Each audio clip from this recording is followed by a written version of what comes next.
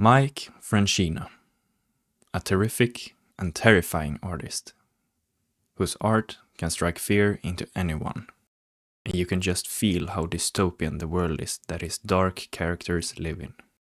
Now he is most known for his work on Trench Crusade, which is a tabletop miniature game that is based on his art and lore, where a grim war between the forces of heaven and hell rages on the face of Earth.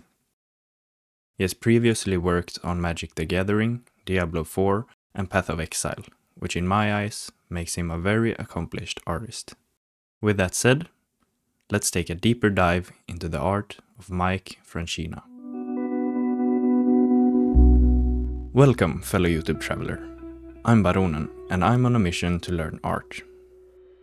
In this video, I have taken on the task of learning how to paint more like Mike Franchina, and be able to create things that are really grim and dark.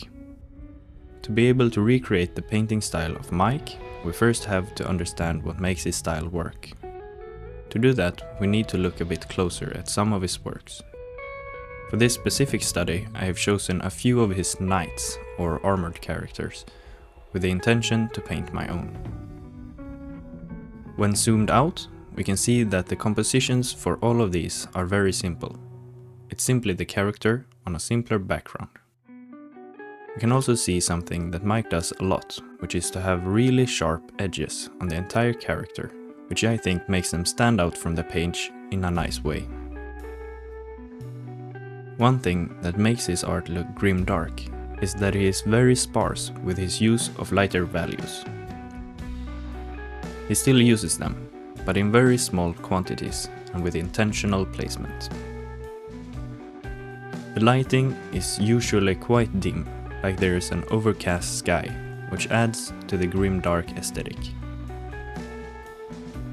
Now, if we go in a little bit closer, we can see how much detail there actually is in these paintings. All of these three have roughly the same amount of detail all over the design, but if we take a look at some of his other work, we can see that he likes to create the illusion of detail on things like the legs and feet, that you don't look at as much. We can see a little bit of this on the arm in the back on the Plague Knight as well. All of these three have a little bit different levels of detail. First is this Heretic that has a lot of detail, but you start to see the individual brushstrokes not too long after you start to zoom in. After that, we have the Plague Knight, where you can zoom a little bit further before you start to see the brushstrokes. Last, and definitely not the least, we have the Paladin, where the level of detail is just insane. I had to know how he accomplished this, because it is so impressive. So I looked at the comments for this piece on his ArtStation, and there he describes that he cuts out pieces of photos that he then paints over. And that is a quick breakdown of some of Mike Franchina's work. Now, let's move on and see what I can create based on this. To start off, I try to recreate the background, which isn't too exciting, but is somewhat important and can give the whole piece some atmosphere in the end. With the background done, it was time to start with my knight.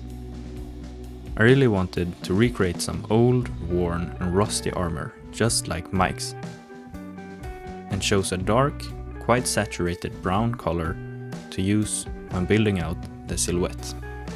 I started out with painting the helmet and worked my way down using different values of basically the same color to build the silhouette up piece by piece.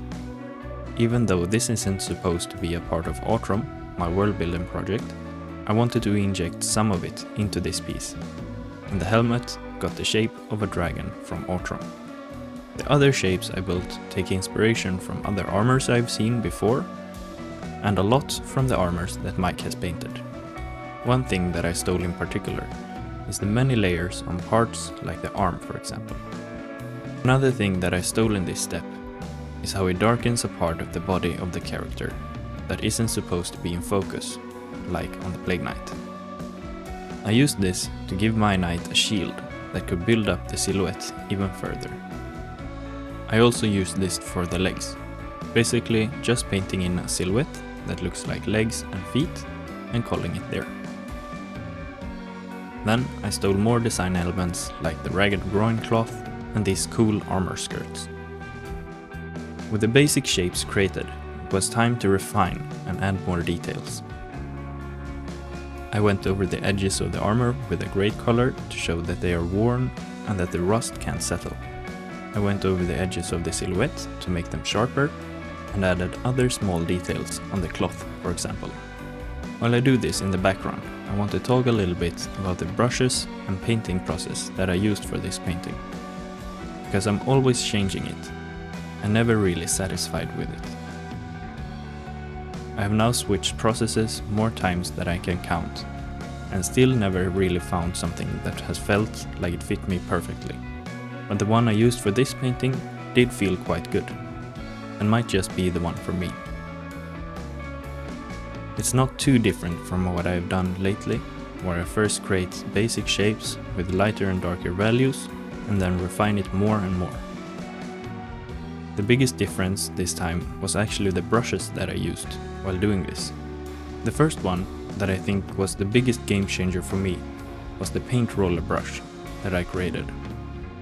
It's quite simple, a rectangle that always follows the direction of the stroke and has some texture when pressed lighter. I feel like this combination is so good because I can use it for so many different things.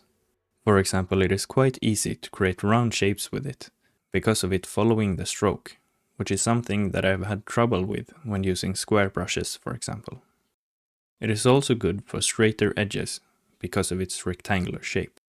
And one of the best parts is that I can use it to create texture over large parts quickly without having to switch to a specific brush. The only thing that I feel like it is not very well suited for is detailed work. And that is where the second brush comes in. This one could be almost whatever, as long as it feels good to paint smaller details with. For this one, I used this simple round texture brush that I made a while ago. Using this combo, I felt confident with most things I did, which is something that I have realized lately is something very important when creating art. And now, it is time to show you the finished piece. Here we go.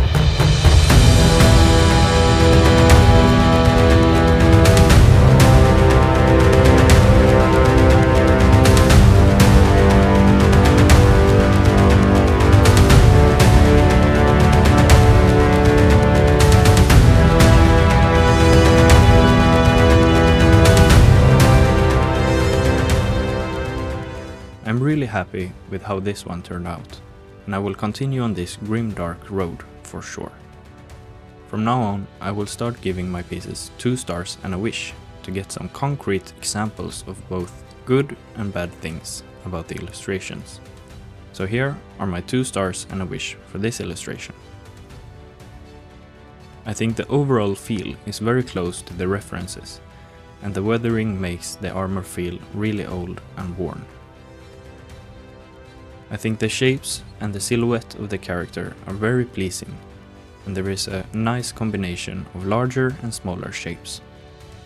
To make it more similar to the references, I think I could have done more details on the character, like imperfections in the armor and maybe more armor panels.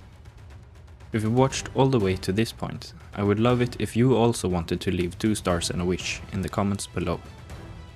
I think this will be a good way for me to improve my art even faster. If you feel like it, you can do the same for the video as well, to let me know what works and what parts need some improvement. And tell me what you think about this type of video, where I do an art study of a specific artist. And that's about it. Thank you so much for watching this video. I really hope you enjoyed it. If you did, consider giving it a like. And subscribe so you don't miss any future videos. With that said, I want to thank you again, and I'll see you in the next one. Okay.